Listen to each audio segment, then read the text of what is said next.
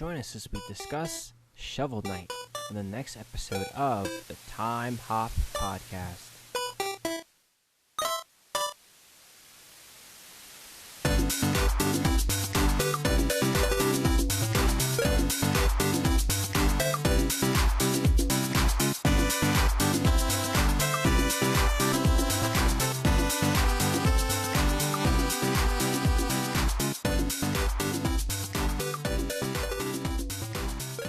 Welcome back to another exciting episode of the Time Hop Podcast. I'm your host, Dave Lozada. I'm joined with Tim Ronan. Hello. Today's episode is all about Shovel Knight, which originally released on June 26, 2014 for PC, 3DS, and Wii U. But first, Tim, are you excited for E3? You know, it kind of snuck up on me. Yeah. I feel I kind of forgot it was a thing.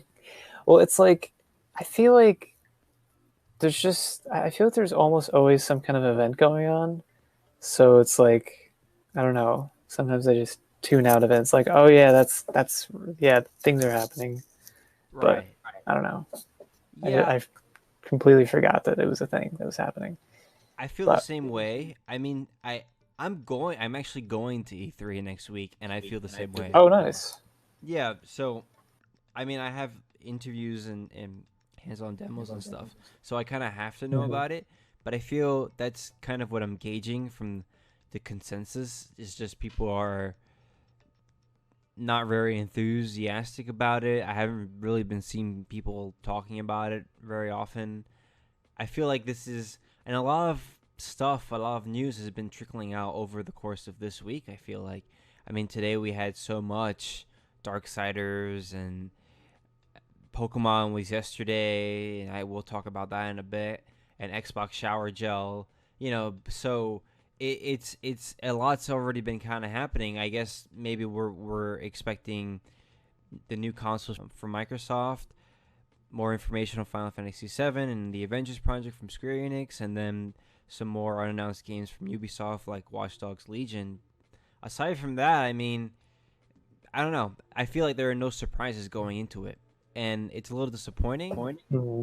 But at the same time, I'm happy that it still exists. I'm happy that all of these video game companies are coming together and they're doing this, because it is like gaming's biggest celebration of the year. So, you have to kind of be grateful for it.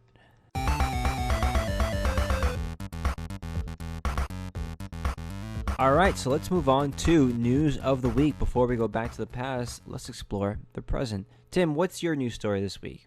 Yeah, yesterday we got a Pokemon Direct for Pokemon Sword and Shield, which revealed some more stuff, some gameplay. I think it was like, I guess it wasn't too long. It was like 15 minutes, but we got more of a look at how the game's going to work.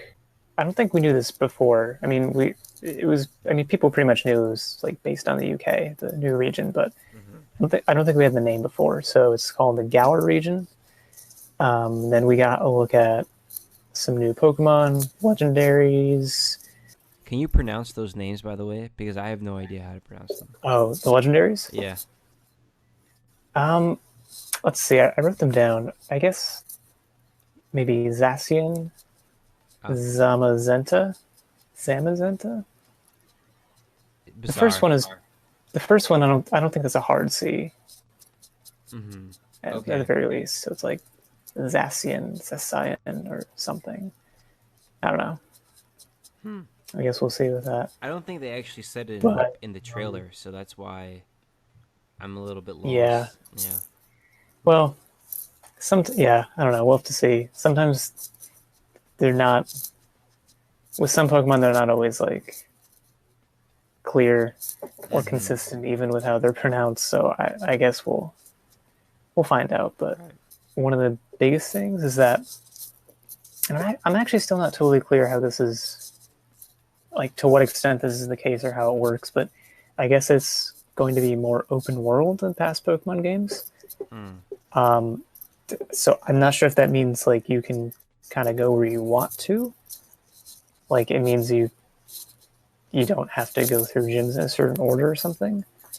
Um, but I mean that sounds interesting, Right. and I like the concept of that. Do you know anything about that? I You see, I don't know. I know as much as you. I know everything that you just said. My inkling is that you'll this open world, sort of open world. It's kind of like reminiscent of a Safari Zone to me. It's just a bigger one. So you know how the Safari Zone had its own environments.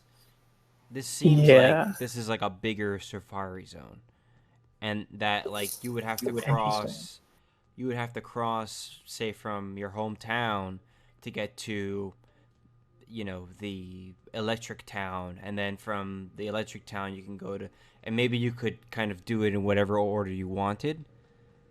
Maybe, or there's a campaign that you have to follow, and maybe there are roadblocks so that you can't go to city number 3 unless you go to, you know, 2 first. So I don't know. Mm-hmm. But that's what it looked like from the impression. That's the impression I got, at least, because they showed like deserts, they showed snowy peaks, I think they showed lakes and water. So I don't know.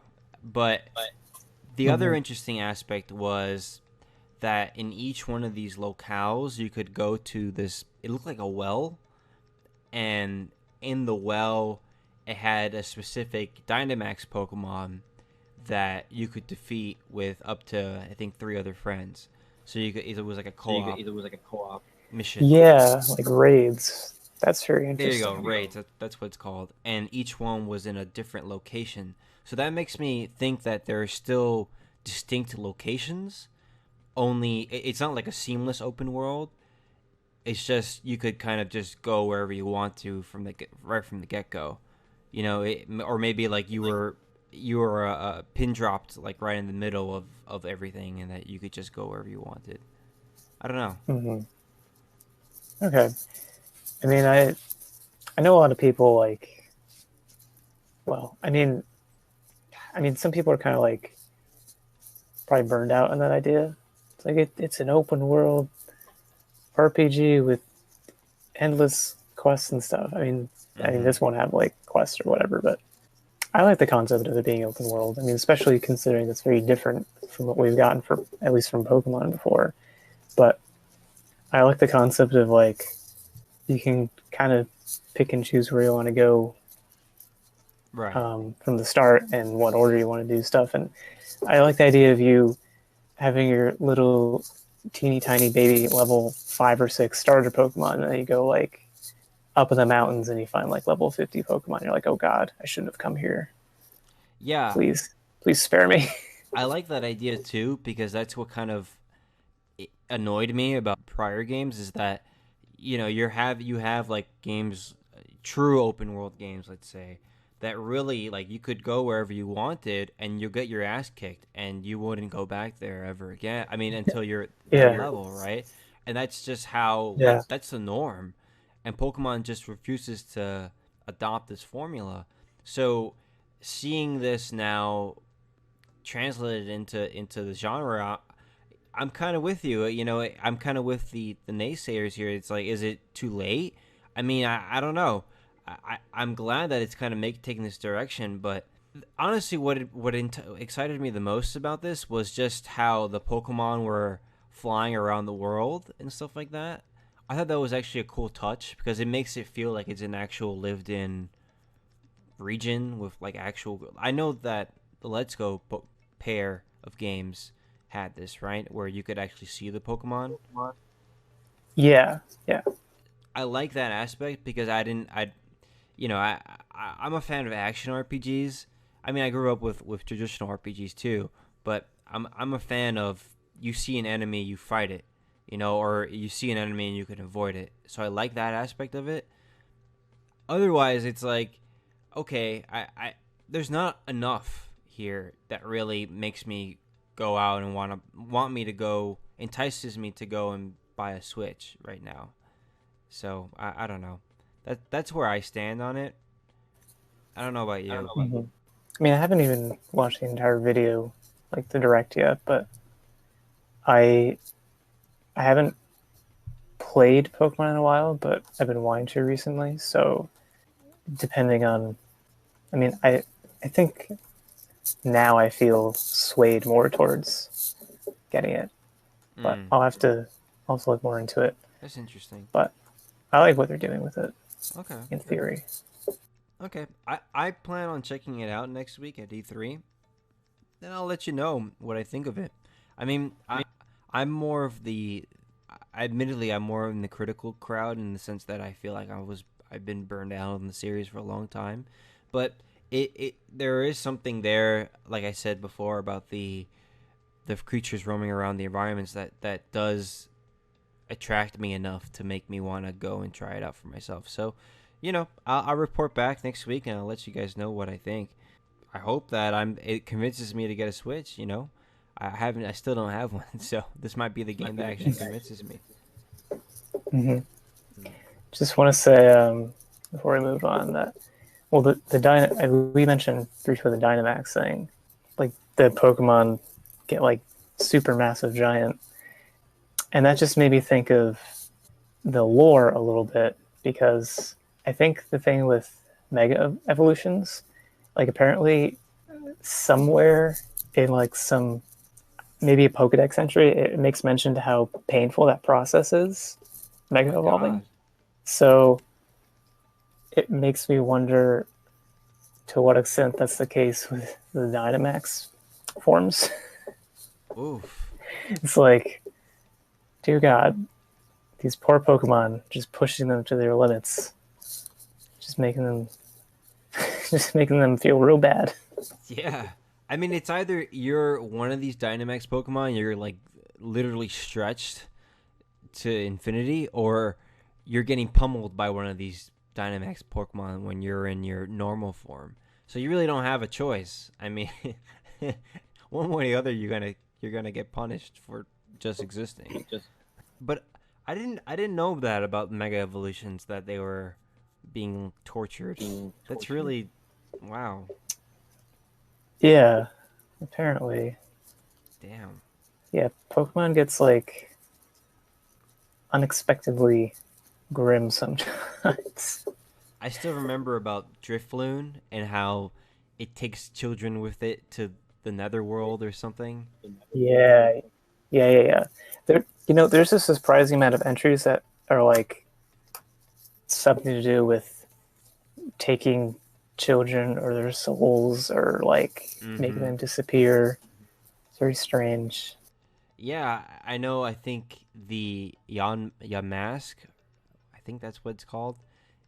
It has something to do with it is actually a dead person's soul, and it's carrying around the human's face with it. Because like Yamask has a it's like carrying around a mask. Yeah. So it's like carrying around its deceased face with it everywhere it goes. Pokemon, What? super dark. I don't know, man. But speaking of super dark things, Xbox is coming out with a body wash line. I mean, this is not a joke. There's no other way to sugarcoat this. Featuring top. This is quote. This is an actual line from a press release. Featuring top notes of kaffir lime and winter lemon, aromatic middle notes of mint and sage, and woody bottom notes of patchouli and clearwood. And this is going to be included in body spray, deodorant, and shower gel. Tim, are you rushing to CVS right now to pick this up? I mean, I as soon as I heard the announcement, I stocked up. Got cases of the stuff. It's just so bizarre. I mean, even the picture that it's the picture and these products, they look like they've been photoshopped. They look terrible. Well, I mean, now Sony's gotta step in here. Gonna have shampoo wars. Can you imagine? The PS5 is canceled. PlayStation shampoo. Boss, we that Microsoft has released shower products. What do? We're going all in. Forget we're in the shampoo shower business now. You know what? I'm gonna make a reference to a prior episode of ours. Sony should bring back Super Rubber Dub. That way, it can actually like Super Rubber Dub in real life. You know Super Rubber Dub, right, Tim? Yes, we did talk about. Right. They should bring back Super Rubber Dub, but in real life with the actual rubber duckies and the actual shark. That way, it could actually last. It could actually have a fighting chance in this new innovative console war that Microsoft has ignited against the masses. Lift your game, it says on the shower gel and stuff.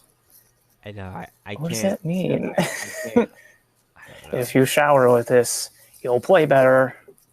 We promise. Oh man, I didn't even notice that tagline.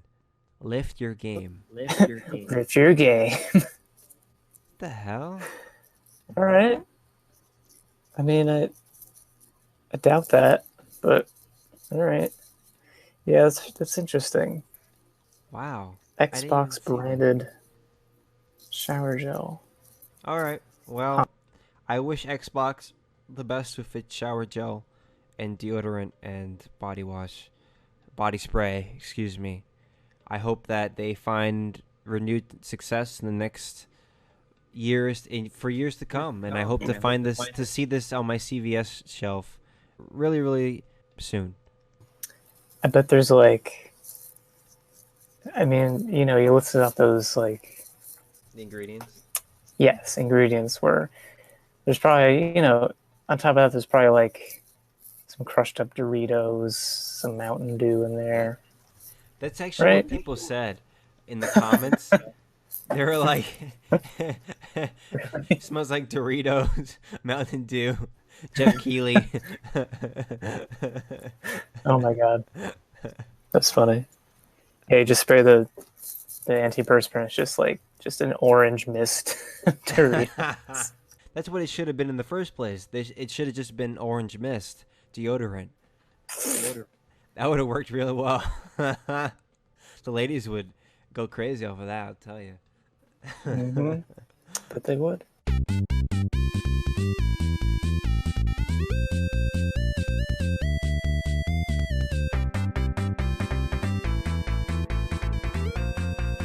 So let's move on to the topic of the show.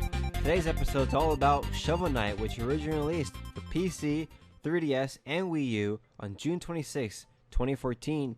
In case you don't know about Yacht Club Games' side-scrolling platform epic, it stars a knight named Shovel Knight, and he's just finished his adventures with his partner Shield Knight when, without spoiling anything, things go awry and Shield Knight is captured. It's up to Shovel Knight from that point on to fight against the Knights of the No Quarter, which all, as you might expect, have Knight in their name, in order to get to this final boss called the Enchantress and, free Shield Knight from a centuries-old curse.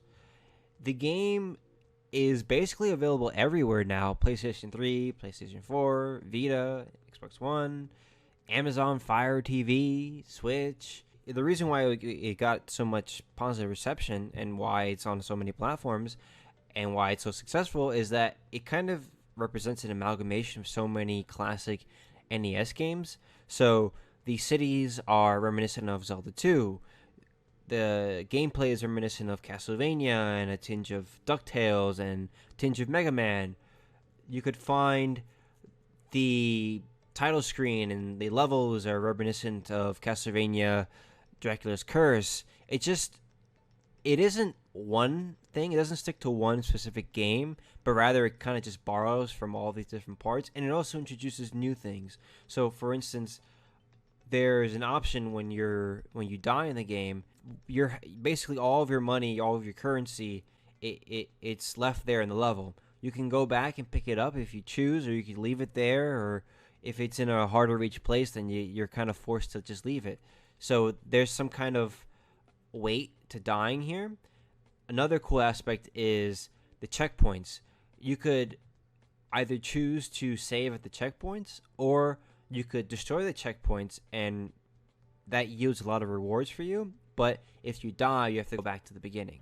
So there are little interesting things that it takes. Some people say that it takes from Dark Souls, so there's a bit of modern games in Shovel Knight. But overall, I feel like it really is a retro throwback, and it's just perfect for modern gamers who don't really want to buy an NES or NES Classic, and they do want to experience what all these classic games had to offer, and they could just play Shovel Knight on their Fire Stick TV and have and know what all of these fans experienced back in the day. But without further ado, Tim, I want to know, what do you think of Shovel Knight's gameplay? I think it's really excellent. I actually forgot that, like, I actually haven't played this in a while, but it was really fun to get back into. I've played, so I actually forgot that there are different modes you can play as. You can play as different characters, this wasn't the case from the get-go. It was just Shovel Knight, but since then they've released some DLC where you can play as some of the different bosses that you fight against, which I totally forgot about, but that's really awesome. Plague Knight so and Spectre Knight. So yes, correct. And I think there's supposed to be King Knight. King Knight's coming soon, yeah. Yeah, it's coming. And then that's going to be the last of them, which is too bad, because I really, I don't know why, but I really like the concept of playing as bosses in games. So I really enjoy these updates that they've been doing. So, I mean, it'd be kind of cool if they had one for each of the bosses, but I know it's a lot of work. Yeah. Like, in the years that it's been out, they've only done 2 of them, so it's obviously a lot of work to do, but yeah, I appreciate them being there. The gameplay is pretty tight and quick. Your character moves around pretty quickly, and there's a lot of obstacles and enemies to get through, and there's a lot of room for challenge there, and a lot of room for mastery over the controls, which are mostly pretty simple, but you can sort of get a handle of them and really speed through the levels if you want to. In general, I'd say there's a good amount of challenge. There's tons of room for mastery and a lot of replayability, I would say, even. Yeah. It's fun to just go through levels over and over again, even if you've beaten them, I would say. Yeah, it has New Game Plus too, so yes, that's correct. And I think I can't remember. Does that make the game more difficult? Yeah, I can't remember. Okay. Well, so then there's even extra challenge there, and that's not even taking into consideration the different campaigns with the different characters you can play as. If I remember, they add even more challenge in some ways, and the characters that you play as have their own like specific things that they can do. Like where Shovel Knight has his like sort of shovel sword that he swings around, and he has his own kind of moveset. But then the boss is actually like Plague Knight. He throws around like potion bombs. Yep. And you can actually, there's a ton of different combinations of things you can use to like create loadouts. So you can have different fuses for your bombs. You can have different effects that happen, like different throwing arcs. Oh. And kind of combine them for different sort of situations. So that was a really cool thing. Yeah, it's like completely different from the main game, and they put a lot of time into doing that. And the Spectre Knight's also really fun to play as well. Just different movement styles and abilities, and just a lot of different stuff to experience nowadays that they have those different DLCs available.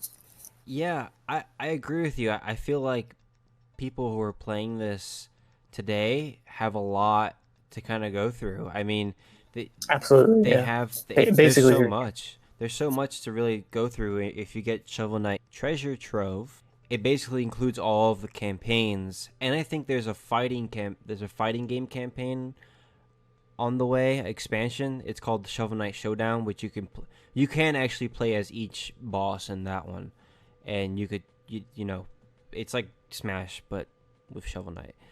So there's a lot of content there. I agree with you, Tim, and the diversity and the care that they put into the gameplay in terms of the fluidity, how each one, if you just look at Plague Knight and Spectre Knight and Shovel Knight, how each one plays completely differently from the other. I think Spectre Knight is the hardest to play. No, I Plague Knight is probably the hardest just because he's small and projectile based. I find that projectile based characters are hard. Is that? Do you find the same? Yeah. Well, I actually I played a teensy bit with, just to remember what they play like with. I played a little bit of all of their campaigns. I remember Spectre Knight being kind of weird at first because the way he gets around a stage is very different. Oh, He doesn't jump very high, and basically the way you move around with him is you can climb up walls and wall jump, but then he also has this homing attack, and you have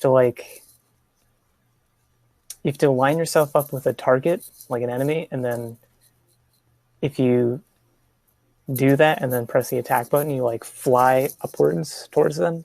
So that's kind of what gives you your upward motion.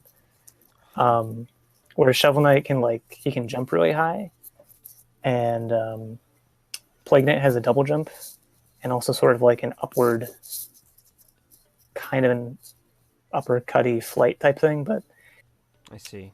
you can't do that on command with Spectre Knight. It's like dependent on there being a target there. So it took some getting used to. But Ah, okay. I think Plague Knight or Spectre Knight are probably equally a little difficult to get a handle of at first. But Well, it's probably because you're playing a Shovel Knight for so long. right, So yeah, I you're mean, very yeah, used there to is it. that bias of like Yeah, that being the norm. yeah.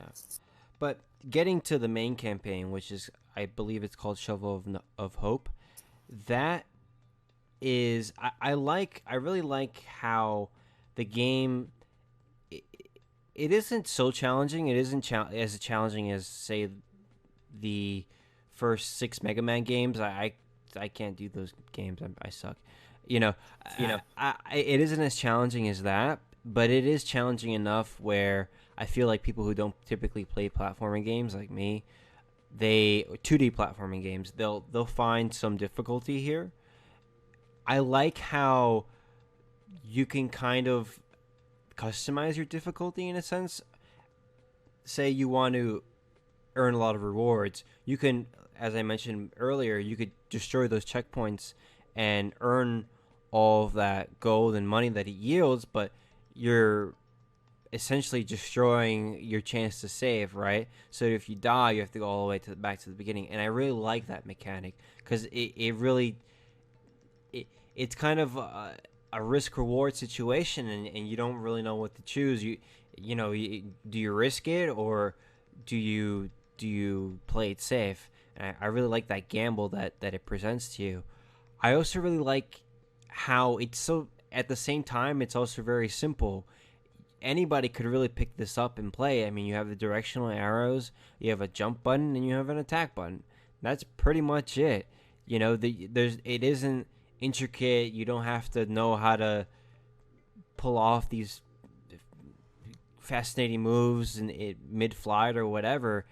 There are some situations that arise where you find yourself trying to move in midair and et cetera, because especially with we're talking about Plague Knight. He's throwing potions all over the stage when you fight him.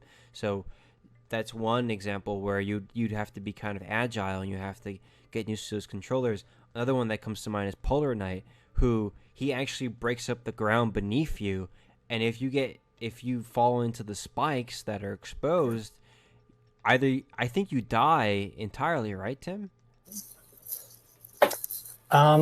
Normally that is the case. Oh, okay. I think you might just take damage on the boss fight, but I can't remember. I know there's actually one though where you actually die completely.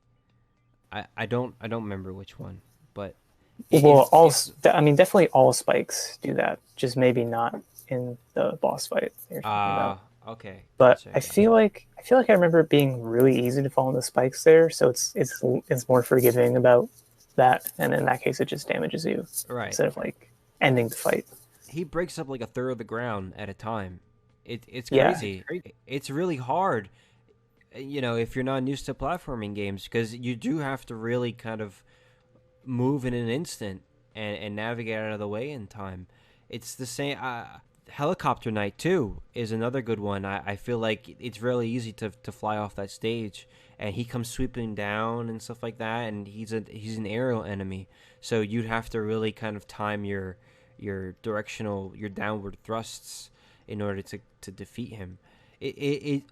Overall, I feel like the bosses work well to challenge the player and help him or her become a better side scroller, become a better master at side scrolling games, because they offer different challenges. There are some that you have to be agile in midair. There are some where you have to kind of watch where your feet are. There are some where you have to defeat someone in flight. So I really like that aspect too. I feel like maybe people who are very experienced with these games, like hardcore Mega Man fans, they might find it too easy. But for people like me who don't really play these types of games often, it's just the right level of just the right level for me, and it makes it's something that's approachable and doesn't turn me away. So I really like that about the game from a gameplay perspective. Moving on to the presentation, Tim, what do you think of Shovel Knight's presentation? it is pretty amazing. You know, it goes for a more like classic retro kind of feel, and they definitely pull it off. It's and really excellently. It's pretty detailed in a lot of places, Mm-hmm. very unique and varied with the different stages and locales you go into the map. Even like the overworld map is really just kind of fun to look at and observe. The different night designs, I'd say, are pretty well done. Really cool and varied. Overall, I really love the aesthetic that they've got going here, and they also do a good job of. It's just kind of a quirky, goofy game sometimes, Yeah. and they, just kind of mess around. I like that. Like there's this one character called the Troupple King, which is a giant trout that's combined with an apple. Oh yeah. And you can find him in the forest, and he'll dance around and give you like different powers, basically. Yeah. I know exactly what you're talking about. There are a lot of ridiculous aspects here. I mean, he's a shovel knight. I mean, the game itself, Yeah. the title is Right. ridiculous. So there are a lot of aspects here that that really play onto the whole premise, and I love how the game kind of makes fun of itself in that way, and it has fun with itself. It's just it's something that I feel like a lot of games just they don't dare to do, because they don't want people to see the game as something that isn't serious. But this is a game that very much, it feels serious. I mean, when you're playing it and when you're actually immersing yourself in this world, it feels serious. But I feel like these jovial hints here and there make it kind of come more alive, and I really like that about that. I totally agree, and the dialogue too is funny too sometimes. So, Plague Knight, he speaks like Michael Jackson. That's amazing. What? Plague Knight speaks like Michael What are you talking Jackson. about? Plague Knight, he doesn't speak like Michael Jackson, but like he does like ee sounds. He goes ee. You mean? Oh, you mean like sound effects?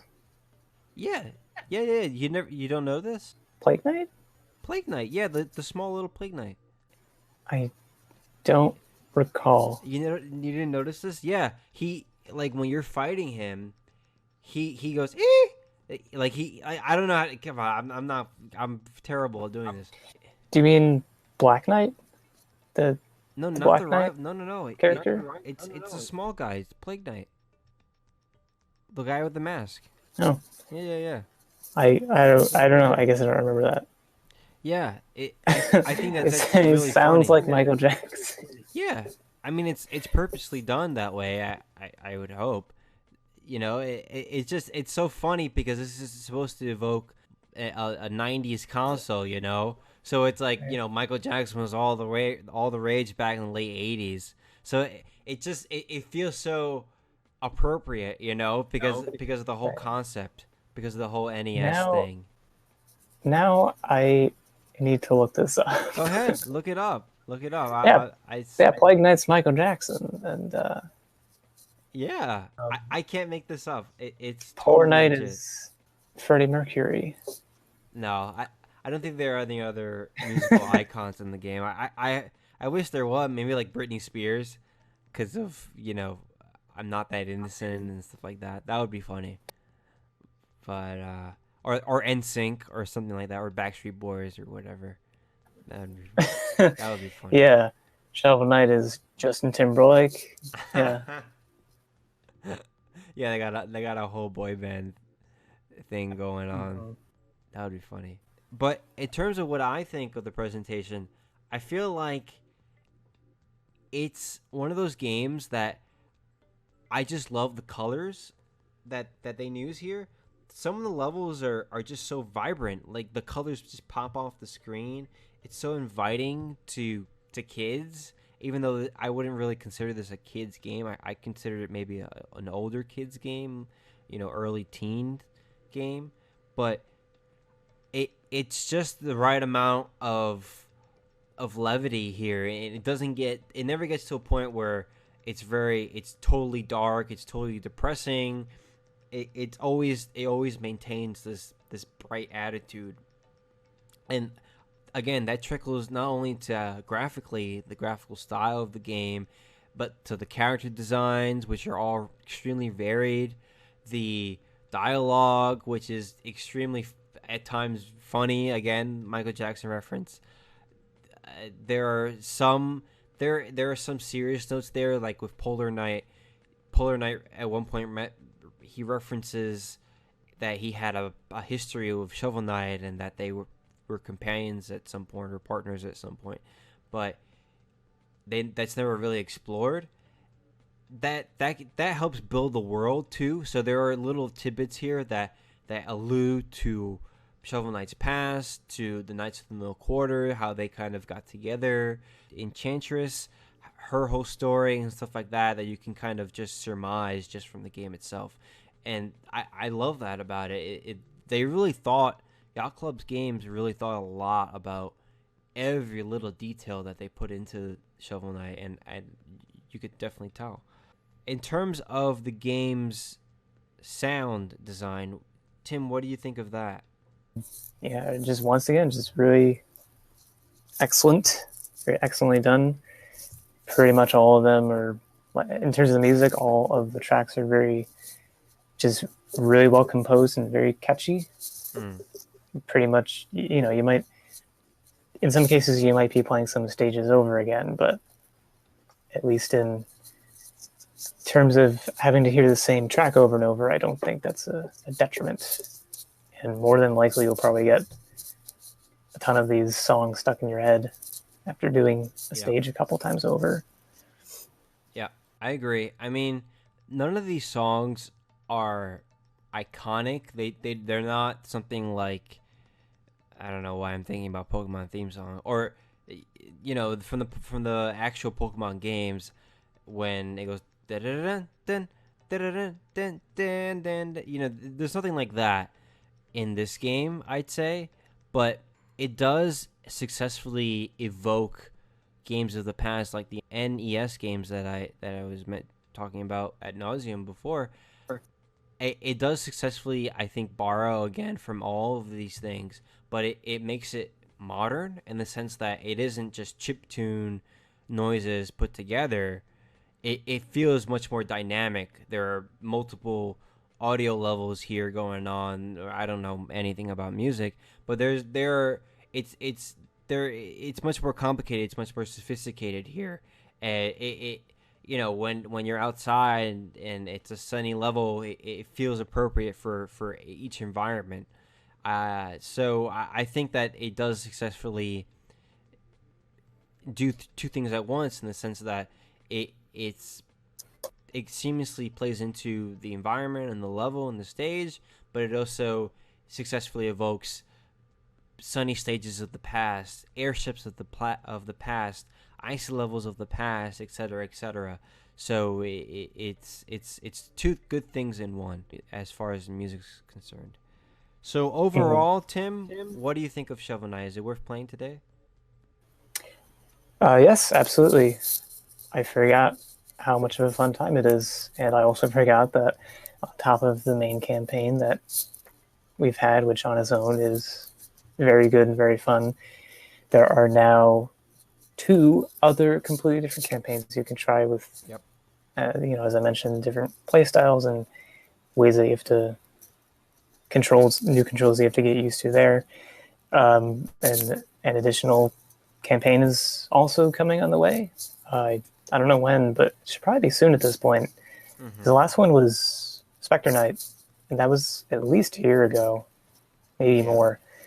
So there's a ton of content here to play, and it's all very fun. It's all very tight. They all offer something a little bit different, some new challenges, lots of things to find and collect and play through. Yep. And it sets out to be, kind of a love letter and homage to retro games. And I think it does that very excellently. Yep. I agree. I think we mentioned this a couple times before, but Treasure Trove, which is the definitive edition of the game, as Tim just mentioned, includes everything, even the upcoming King of Cards campaign and the Showdown multiplayer expansion. So if you feel like you've been missing out on this game for 5 years and you really want to try it out on your Switch, for instance, I would definitely recommend that you pick up Treasure Trove. I think it's like maybe $20, and you're kind of future proofing yourself, too. So it's definitely worth it. It's one of those games, one of those indie games that I feel like you need to play just for how innovative it is. You can argue the fact that this game isn't very innovative because it borrows from all of these games of the past, but at the same time, what other game has done this so well? I can't really think of one. Yeah, I would say using that kind of frame of mind, tons of games don't innovate, Mm-hmm. but sometimes like that maybe almost sounds like it's synonymous with like just cloning other games, but it really depends on what you do with an idea. Right. Yeah, I totally Yeah, agree with you. It doesn't feel like a clone because it, something that comes to mind is Ukulele. Not a bad game. Not trying to say it's a bad game, but what some I'm people think it is. yeah, that's true. But the game very much feels like it's trying to be Banjo Kazooie. You know what I'm saying? Yeah, And it suffers for that. And because people just interpret it from that frame of mind, from that frame of reference. This game, it feels like Mega Man, but it also feels like DuckTales, but it also feels like Castlevania. It doesn't feel like any one specific thing. It feels like its own thing. It just feels like it borrowed yeah, from all of these different games, and I feel like this is just Shovel Knight is one of the perfect indie paradigms that so many other developers can learn from, because it's not about emulating one game. It's about borrowing from multiple games in order to craft your own identity. And I'm surprised that yeah. more developers haven't really done that.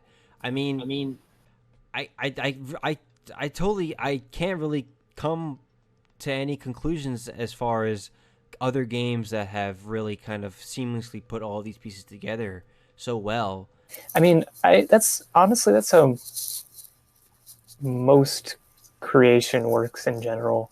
That's true. Pretty much anything is inspired by at least one other thing. Yeah. I I mean, would that's say. just how anything, I think, in an artistic medium works.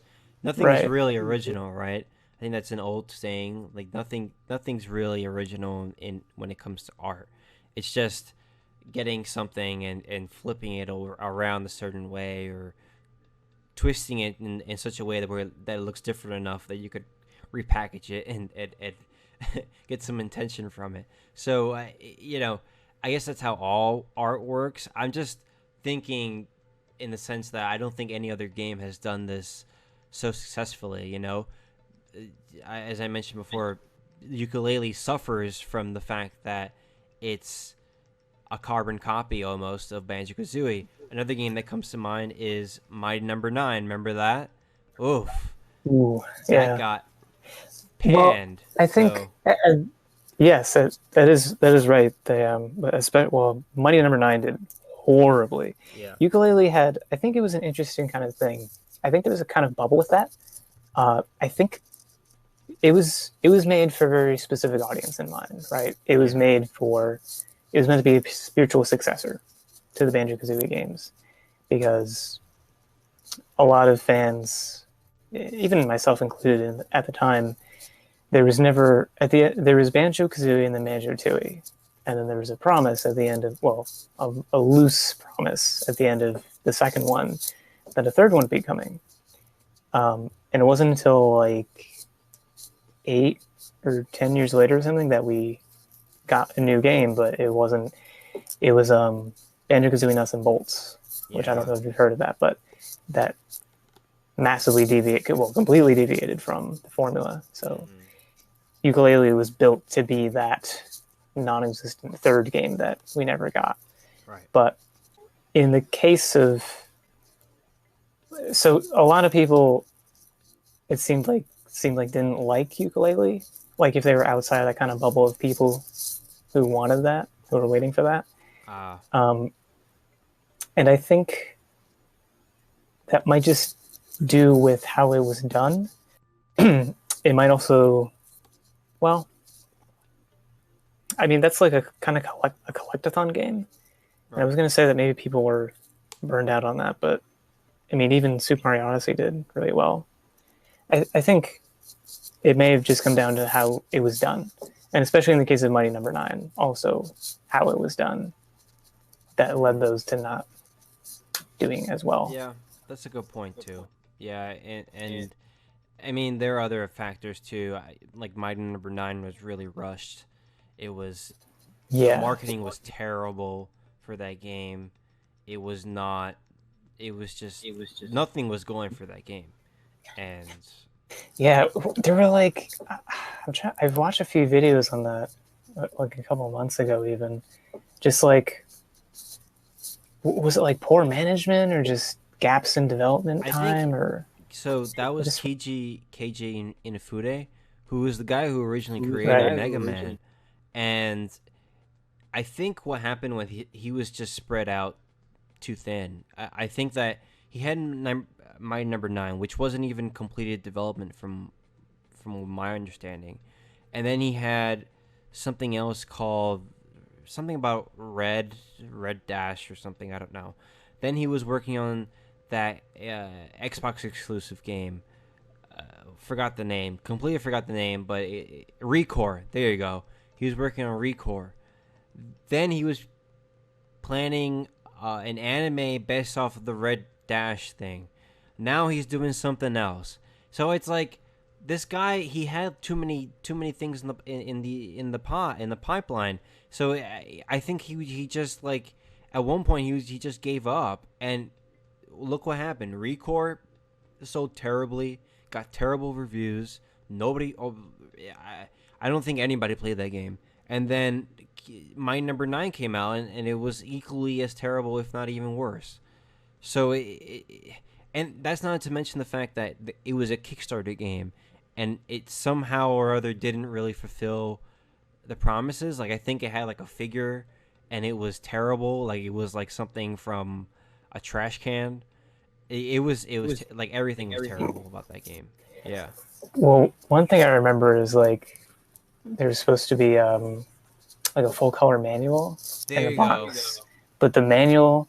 Well, so for one thing, I think the manual wasn't in full color or something, or there was something with that. But then it didn't even fit in the box. It was too big. Yeah, yeah. I remember that. Yeah. And then they did it like online. Didn't they make it online? Didn't they make it available online so that you could print it out or something? Like that was your solution. Maybe. I don't remember. They had like a really dumb solution to it, and it's like, oh, well, you could just print out your own manual now, because everyone has a high quality printer that they could just print manuals on. Oh yeah, totally. But anyway, before we start talking about Mighty Number 9 more, that about wraps up our impressions of Shovel Knight. Thank you for joining us this week. Join us next week as we talk about Divinity Original Sin, which originally released on June 20th, 2014 on PC. Tim, I think you've played Divinity Original Sin, right? I have played it. Yeah. You really like the game, right? You're a fan? Yeah. Yeah, I was back a while ago I was actually playing it with a friend of mine, and we just kind of messed around doing all different quests. Nice. Yeah, it's really fun. Nice. I'm gonna research it a lot, if not play it myself. So we'll have a good episode next week. I know it's extremely dense, so I'm gonna try my best to Absolutely. learn everything.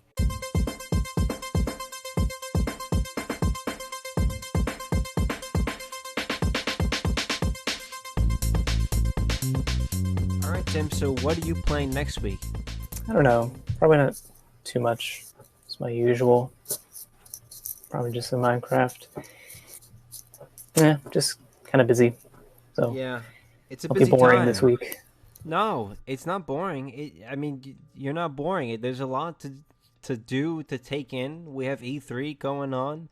News is coming out literally everywhere.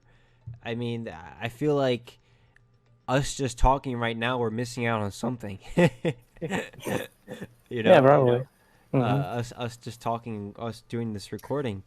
Maybe. So we were talking about the Xbox shower gel stuff. Mm-hmm. If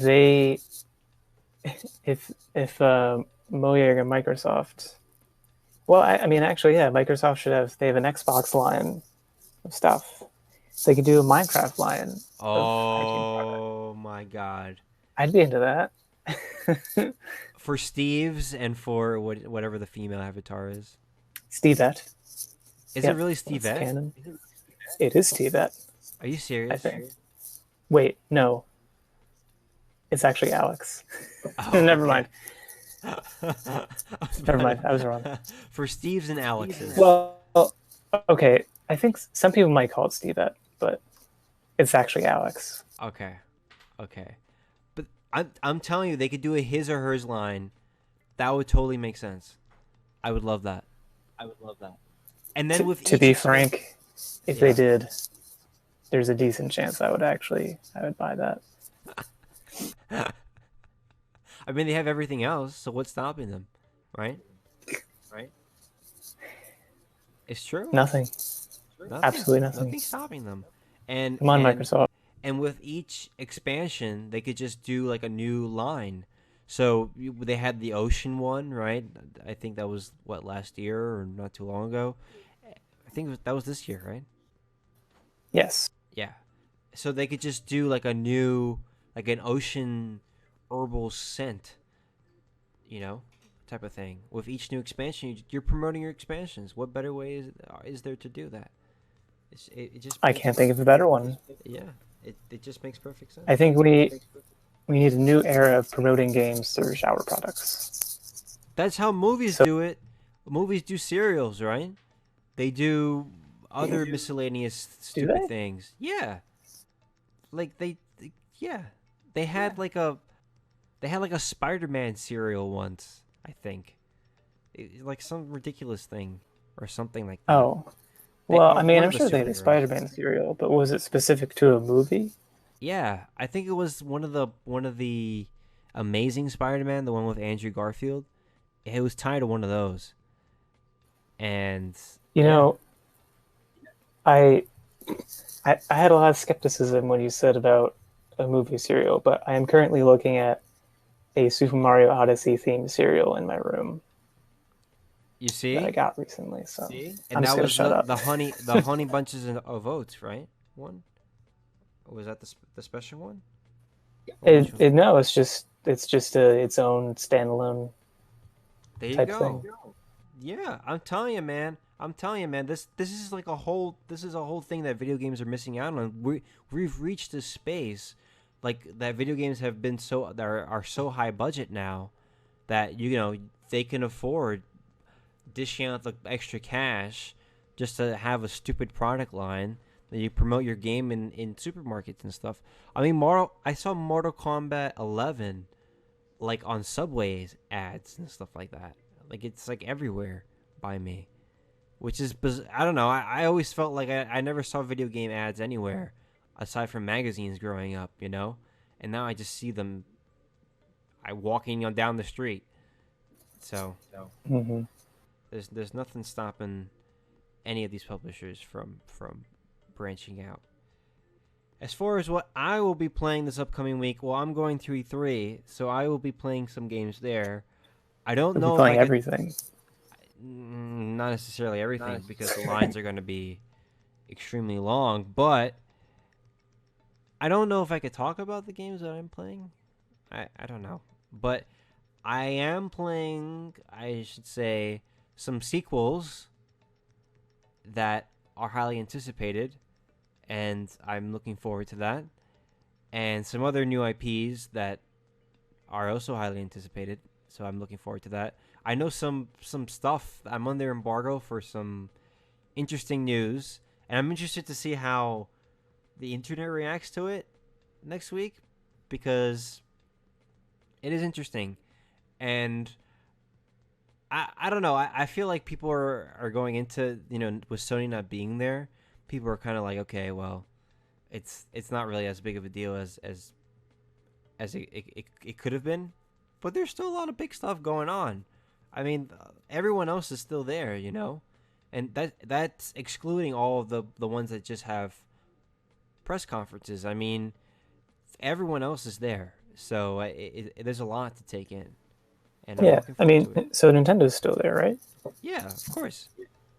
And So I will then, try my best to play Pokemon Sword and Shield. yeah, that'd be cool. Yeah, Should see what it would be like. yeah. I think they're gonna have Sword and Shield, Luigi's Mansion 3, and another game. People are hoping for maybe more on Animal Crossing. It's not coming. It's not gonna be playable at the show floor. They Oh, they released it today. It's not gonna be playable on the show floor. The C3. I don't think it's gonna come this year. I think it'll be coming like maybe 2020. hmm That game, and I think Metro Prime 4, they're not coming, and Bayonetta 3, they're not coming in a while. I wouldn't even. well, yeah, especially not Metroid Prime because I think they just restarted from scratch recently, Yeah. didn't Yep. they? Yep. Mhm. Yeah. But still a lot of things to look forward to. Looking forward to see how the internet reacts to these things, and we will talk about it next week with Lindsay, because Lindsay's coming back, so that'll be really cool. Yeah, Yeah, that'd be good. that's gonna be really fun.